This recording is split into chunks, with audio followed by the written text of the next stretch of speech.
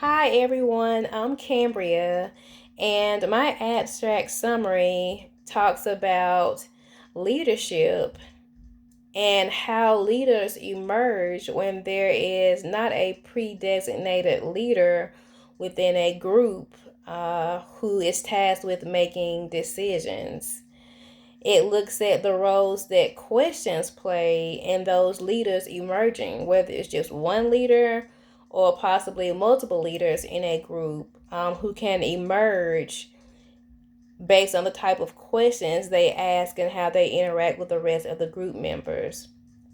This study was done with mainly male participants. It was around 90 something males, 50 something female, and these participants had at least 10 years plus work experience, and none of these participants knew each other. So pretty much it's grouping together people who really don't know too much about each other, giving them a subject matter to make a decision on, and taking a closer look into who emerged as a leader within the groups and how they did it based on the questions that were asked. So, in this study, it was found that three different types of leaders actually emerged. There is your original leader, or your main leader, there's a transitory leader, and there was also a non leader. So the main leader, that was someone who was continuously involved in all the conversations, someone who continuously offered information, offered feedback, support to other group members. The transitory leader was someone who did the same thing, but they would pop in and out of the conversation. So they might sit back some, hear others talk, maybe have nonverbal gestures that they either were in agreement or not agreement, and then interject as they saw necessary, but not continuously. And then the non-leader was someone who was pretty much just there. They didn't interact much at all. They didn't have too many questions to ask, not too much information to give about the subject at hand. So they were considered non-leaders. This abstract also looked at the role that gender plays when it comes to decision making and asking questions.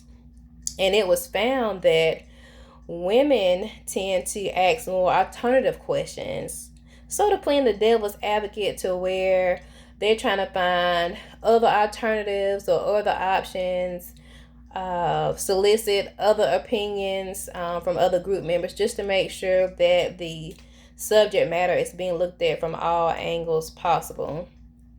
Past research shows that women more so use questions within groups to facilitate more so than men, and that has led women to be seen as a little bit less assertive when it comes to decision making in groups. However, women can use questions to kind of take charge of the floor of the discussion within that group and use questions to challenge someone else's opinion or idea. So this article summary was very interesting to me because it's made me kind of think back and look back at other groups that I've been a part of, especially the ones specifically where there wasn't a main leader or anyone who was set to be the leader of the group, and how we came about to make our decisions through fact finding and asking questions and finding out who was or wasn't in agreement with what was being discussed. And I just kind of remember sometimes the management team coming back into the meeting, of course, asking what decision did we come to, and wanting one person to give a breakdown about what we decided and how it made our decision. And when I think back in my memory, I can remember people usually rallying around at least one, sometimes maybe two people who they thought should deliver the message to the management group. And that would be the persons who the other members felt like knew enough about the topic and knew enough about what was discussed to be able to deliver it to the management group. And again, that would be someone who asked a lot of questions, who asks questions to be supportive and informative of the group, and someone who was very involved in the discussions that were being had.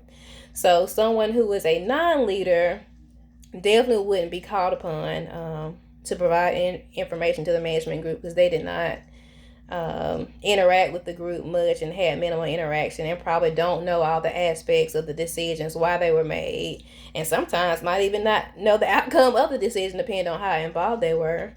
The transitory leader, that was the one who was kind of in and out of the conversation, did still interject thoughtful and thought-provoking points, and probably came up with some good ideas. But the main person that would emerge as the leader would be the person that was continuously in the conversations, continuously asking questions, continuously providing information, and continuously being supportive to the other group members.